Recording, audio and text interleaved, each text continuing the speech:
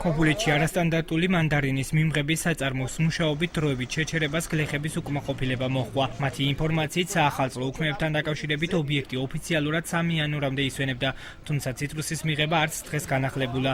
მეც ციტრუსების საწარმოსთან არსებულ რიგებსაც აპროტესტებენ. მანდარინი ყება და ამას plus 20%, 30% სიტკას გადიან და ასე ეს ყველაფერი აბსურდია. რა გახდა მთავრობისათვის ასეთი უსაშველო, რომ ბათუმში, რომელიც შენობა მზადა, ყველაფერი მზადა, რომ ერთი პატარა უბრალოდ რო აიმუშავნებიათ და ამ ხალხს სული მოეთქვა, მოხდებოდა განმოხტვა. დამილპა იგე ნაყიდი მანდარინაი და ნაყიდი ხალხი და არ ვიცი რა უკნა საწევიღო. კაი მოუტანე, მე დამპალიაო, დამპალი იწევღე გადავაიჩე, მე მოუტანე ახლა ყუთებში და ყველა ხალხი ვარ და რა უკნათ საწევღოთ. რამდენი საათი გაჩერებული ქონდა მუშაობის საწარმოს? ერი კვირე გაჩერებული ვარ. უკვე მესამე ღამეა, უკვე არეულით შეიძლება იყოს გრაფიკი, რაც ახავარ და ამნარი მოვლენ, დაგიწყებენ ეკითხები, ჩაიკითხები, თვითონ პასუხს ვერ გცემენ, შენ რასაც ეკითხები, იმას არ გეუბნება და სახელმწიფო რასაც სუბსიდირებას იხდისო, იმაზე პასუხი მინდა მოვთხოვო და ნახევარი საათია ველოდები და ალბათ მოიცლიან ჩვენთვის მე გვეტყვია. საწარმოსთან შექმნილ ვითარებაზე კომენტარის გაკეთება არის ორივე აქტივების მართვის ქართულ ინდუსტრიულ ჯგუფში.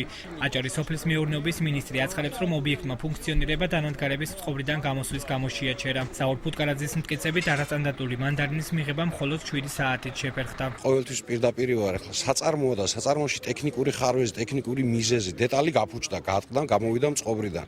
ნუ ამას უნდა რა თქმა უნდა რაღაც დახლით შეცვლა, ხო? და ზუსტად ეგ გითხარით, რომ 7 საათი მე როგორც მითხრეს არ მუშაობდა საწარმო ტექნიკურ ხარვეზის გამო.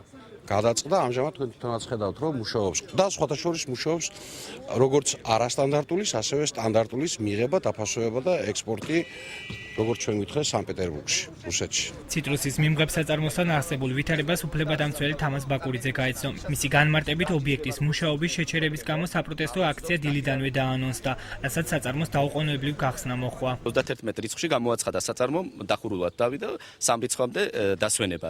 დღეს მოვიდა ეს ხალხი და კიდე რაღაც პრობლემები იყო, თითქოს არ გაიხსნებოდა. მე კიდე 6 და 7-ში დასვენებას აპირებდა. და რო გაიგეს რომ 3 საათზე აქა იგეგმება ესეთი რაღაცა აქცია, ჩამოვიდა მინისტრი ჩამოვიდა მოადგილეთ სად იყვენ მანამდე და თითქოს და აამუშავეს ქარხანა. ამუშავება უნდა იყოს დაკავშირებული იმასთან, რომ აქ მდგომარეობა უნდა გაიოლდეს და ხალხმა უნდა იგნოს შვება. შეგახსენებთ, რომ აღნიშნულ საწარმოში 1 კილოგრამ არასტანდარტულ მანდარინზე გლეხს 10 თეთრს უხდიან. ამდენივე სუბსიდიის სახით მუნიციპალიტეტის გამგეობები გასცემენ.